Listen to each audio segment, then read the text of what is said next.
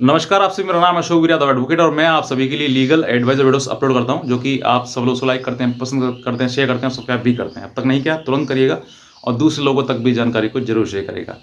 सबसे पहले ये बताना चाहूँगा कि हस्बैंड हो या वाइफ, कहीं न कहीं कोई एक व्यक्ति किसी प्रकार से गलत रास्ते पे चल ही जाता है। जहाँ पर रास्ते गलत चुन लिए जाते हैं, दोनों में से कोई भी ऐसी गलती कर सकता है। वहाँ पर फिर व्यक्ति का जो मन है एक-दूसरे के प्रति, वो बिल्कुल हट जाता है, क्योंकि कहीं न कहीं इन सब चीज़ों से जुड़ा हुआ है। शारीरिक संबंध, शादी, ये सब चीज़ें दोनों जुड़ी हुई हैं। अगर जब शादी किसी और से और शारीरिक संबंध किसी और से होते हैं, तो फिर एक बहुत ही बड़ी ठेस जो मन में पहुँचती है, हो सकता है कि उसका दुःख वही व्यक्ति समझ सकता है जिसके साथ ऐसी पीड़ा हुई हो। वो दोनों में से कोई भी हो सकता है, चाहे पुरुष हो, चाहे फिर महिला हो, दोनों के साथ में किसी में हो सकता है। तो ऐसे समय पर अब आपके पास ऐसा होता है कि आपको सब चीज़ें पता तो है, मतलब कि पता है कि मेरी पत्नी किसी और के साथ में संबंध है या फिर मेरे पति के किसी और के साथ संबंध है। लेकिन कहीं न कहीं हमारे पास ऐसा सबूत नहीं होता है, जो कि हम उसको कोर्ट में जाकर कह सकें या फिर कहीं उसकी शिकायत करा सकें कि भई इसने गलत किया है, इसको दंड दिया जाए या फिर इससे हम डाइवोर्स ले लें, तलाक ले लें। तो ये सब चीज़ें हमें पता तो है, मतलब सिर्फ़ हमें पता है, लेकिन हमारे पास ऐसा कोई सबूत नहीं है।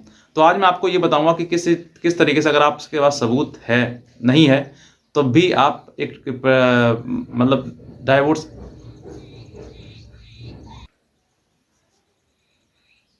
तो ऐसे जो है आपके सामने बहुत सारी चीज़ें सामने आती हैं, लेकिन कहीं न कहीं आप मजबूर होते हैं कि भई मेरे पास कोई एविडेंस तो है नहीं। लेकिन कहीं न कहीं मन में यही है कि मुझे अब उसके साथ में नहीं रहना है। चाहे वो पत्नी हो, चाहे पति हो, दोनों में से कोई एक हो सकता है कि मुझे अब उसके साथ में नहीं रहना है। मोस्ट केसेज़ जो है वो कहीं न कहीं प्रकार से गलतियाँ कहीं न कहीं किसी भी कारणवश हो जाती हैं। वो आपको समझना है कि किस कारणवश है, किस तरीके से हमें वो एविडेंस इकट्ठा करना है। लेकिन फिर भी कहीं न कहीं अगर आपके पास नहीं है, तो मैं आपको वो यही रास्ता दिखाऊँगा कि आपके पास अगर एविडेंस भी नहीं है और आपको मालूम है कि मेरी पत्नी या फिर मेरा पति गलत है और वो उसके साथ मुझे नहीं रहना है, तो फिर आपके पास ये रास्ता है कि आप उसको कुछ समय इंतज़ार करें।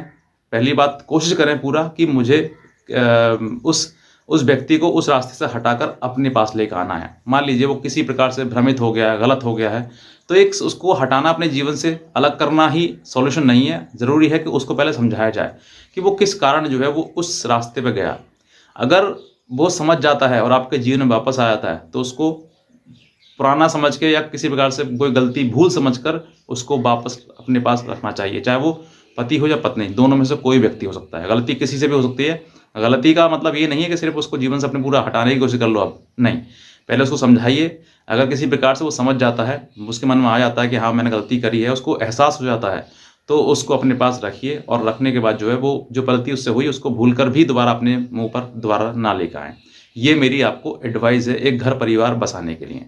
दूसरा, फिर भी आपके लाख समझाने के बाद वो पुरुष या फिर महिला ऐसी है जो नहीं समझती है या फिर उसका यही काम है कि वो दूसरे पुरुषों के साथ में संबंध बनाना, एक के बाद दूसरा, दूसरे के बाद तीसरा, इस तरीके की, चाहे पुरुष हो महिला हो, दोनों में से कोई भी किसी के प्रकार से हो सकता है।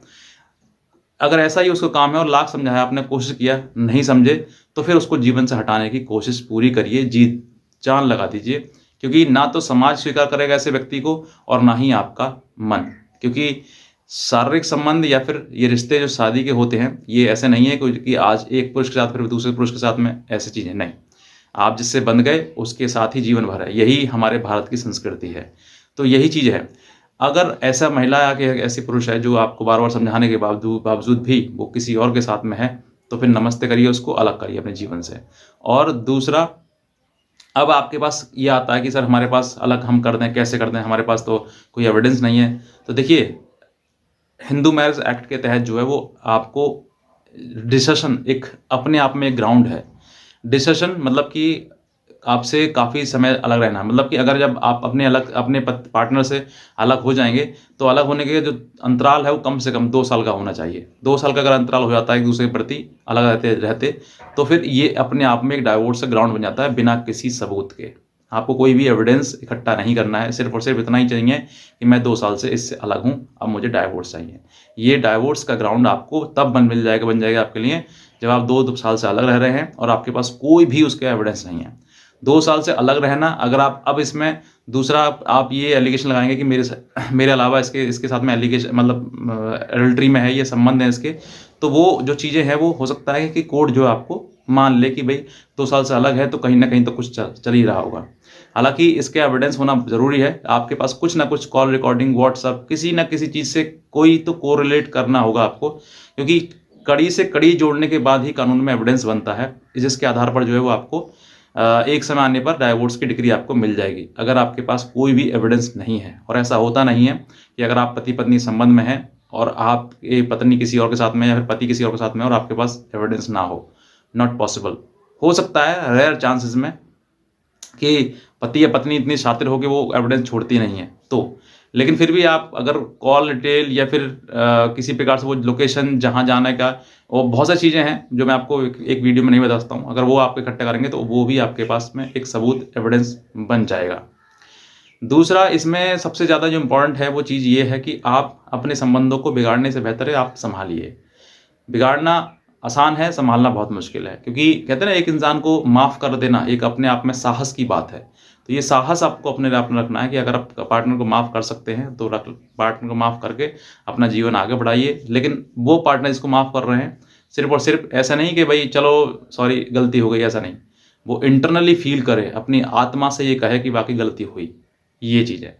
ऐसे नहीं कि अरे चलो ठीक है सॉरी, तो नहीं सॉरी, वो सॉरी नहीं है, वो तो फिर ये है कि उसको ये डर है कि भई ये भी ना छोड़ दे मुझे, तो इसलिए ये सब जो है वो सिर्फ़ नाटक है। नाटक नहीं करना आपको, जीवन को चलाने के लिए जीवन के हर पहलू को समझना है, जो गलत है उसको गलत को स्वीकार करना पड़ेगा।